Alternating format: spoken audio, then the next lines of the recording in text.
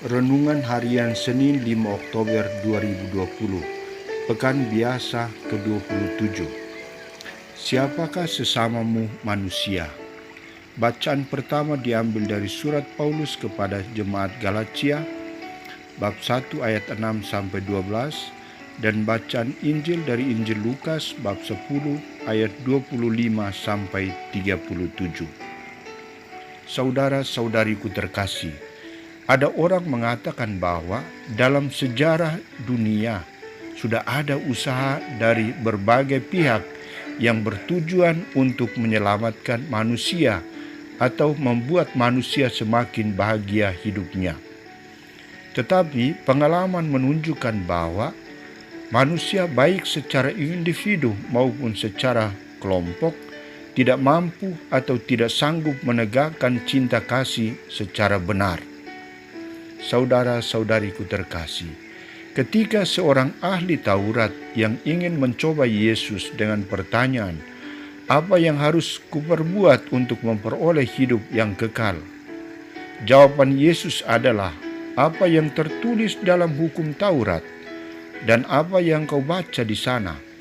Orang itu dengan lancar memberikan jawaban ini, "Kasihilah Tuhan Allahmu dengan segenap hatimu, dengan segenap jiwamu, dan dengan segenap kekuatanmu, dan dengan segenap akal budimu, dan kasihilah sesamamu seperti dirimu sendiri." Yesus membenarkan jawaban itu dan menuntut dia untuk melakukan perintah itu untuk memperoleh hidup yang kekal.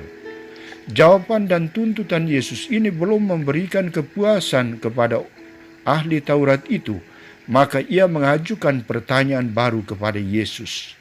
Siapakah sesamaku manusia? Untuk menjawab pertanyaan ini, Yesus menampilkan perumpamaan tentang orang Samaria yang bermurah hati terhadap seorang Yerusalem yang jatuh ke tangan penyamun-penyamun yang bukan saja merampoknya habis-habisan, tetapi juga memukulnya dan sesudah itu pergi meninggalkannya setengah mati.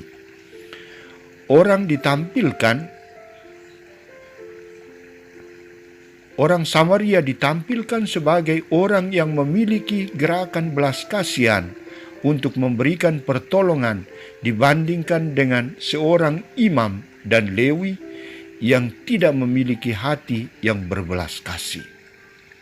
Saudara-saudariku terkasih, perumpamaan tentang orang Samaria yang bermurah hati, Yesus menyoroti luasnya kasih persaudaraan yang harus dimiliki oleh setiap manusia. Kasih itu tidak boleh dihalangi oleh apapun juga, bahwa tidak pula oleh kenyataan bahwa orang yang terluka itu adalah musuh. Orang yang terluka itu adalah golongan Yahudi atau bukan Yahudi. Berbeda dengan imam dan orang Lewi yang melarikan diri dari kenyataan karena tidak sanggup menghidupinya. Mereka memiliki ketertutupan hati untuk melaksanakan belas kasihan. Sedangkan orang Samaria berani menantang kenyataan itu dan menjadikannya satu tindakan kasih yang nyata. Kasih yang bukan hanya dibahasakan dengan bahasa yang indah, tetapi tidak dilaksanakan atau dipraktekkan dalam dan melalui sikap dan perbuatan yang nyata. Karena itu, Yesus memerintahkan kepada ahli Taurat itu, "Pergilah dan perbuatlah demikian." Saudara-saudariku terkasih, bila kita melihat kenyataan hidup kita, sering kita juga pintar sekali membahasakan kasih daripada melaksanakan atau mempraktekkan kasih. Yesus meminta kita untuk memiliki gerakan hati seperti orang Samaria yang bermurah hati. Ia menunjukkan kasih yang nyata, kasih yang diikuti dengan sikap pengorbanan untuk menyelamatkan orang lain. Ia tidak memperhitungkan harga diri, harta dan kerugian yang dikeluarkan untuk menyelamatkan nyawa orang itu.